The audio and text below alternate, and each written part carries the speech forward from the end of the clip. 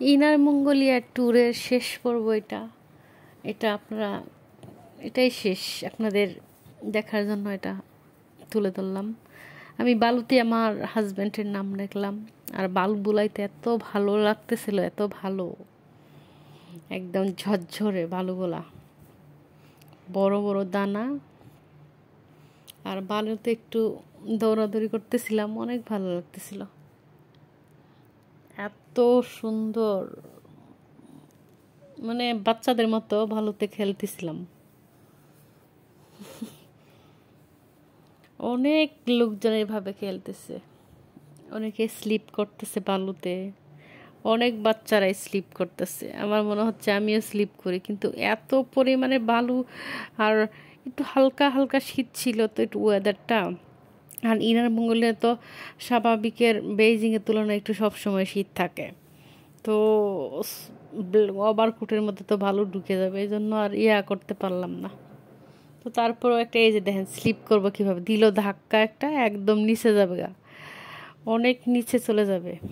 এটা আমিও করছি, আমার কাছেও ভালো লাগছে। আমার হাজব্যান্ড আগে গেছে, তারপরে আমি গেছি। এই যে আরেকজন আমাদের বাঙালি ভাবি স্লিপ করে নিচে নামতেছে, খুবই ভালো, খুবই, মানে উপর থেকে নিচে নামা, বাচ্চারা নামতেছিল, 10 বছর বয়সী বাচ্চারা পর্যন্ত নামতেছিল এরকম স্লিপ করে। এই যে আমাদের একটা বেবি বাঙালি, সেও নামতেছিল। তো মোটামুটি যারা এই বালুতে স্লিপ করছিলাম সবাই নামা শেষ, এখন অন্য একটা রাইডে চলে যাব। অনেকে সেলফি তুলতেছে, অনেকে ওই যে দেখতেছেন রশি, যারা স্লিপ করে নিচে নামতে না পারে ওরা ওই করে আসতে হবে, রশি বেয়ে বেয়ে তারপরে নিচে নামতে হবে। কারণ নামার ওয়ে শুধু স্লিপ করে নিচে, আর হলো এই রশি বেঁধে রাখছে। যারা একটু বয়স, ভয় পায়, তারা এইভাবে আর কি আসতেছিল।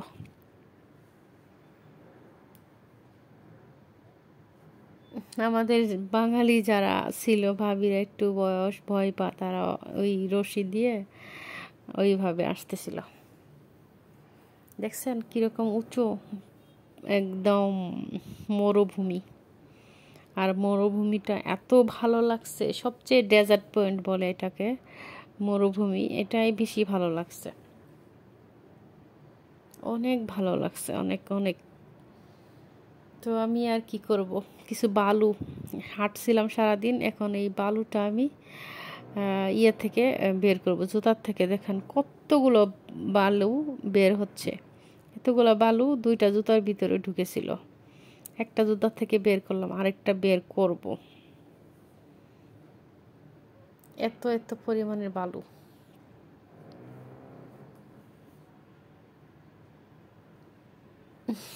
মজা লাগে, এনজয় করছি, অনেক অনেক এনজয় করছি।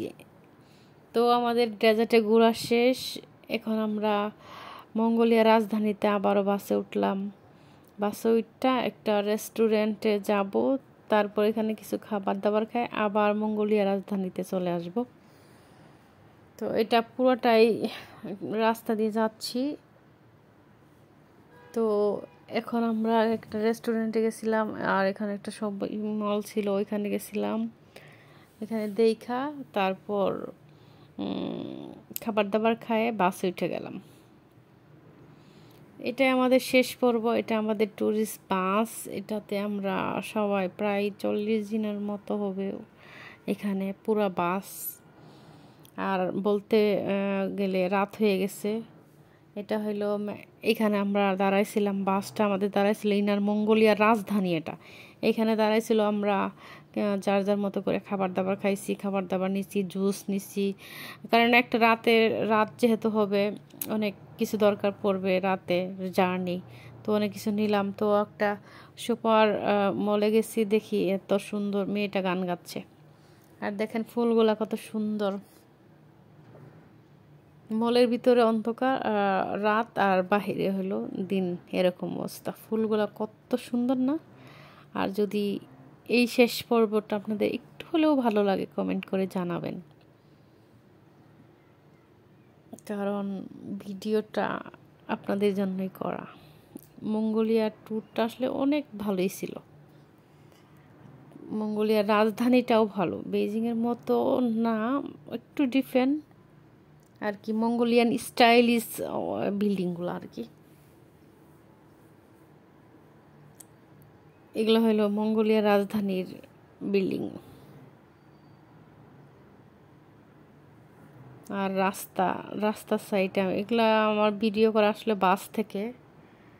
এটা হলো মঙ্গোলিয়ার রাজধানী, আর একটা ডালিমের দিয়ে কি একটা করছে, সুন্দর, রাজধানীটা অনেক সুন্দর। ওকে, বাই।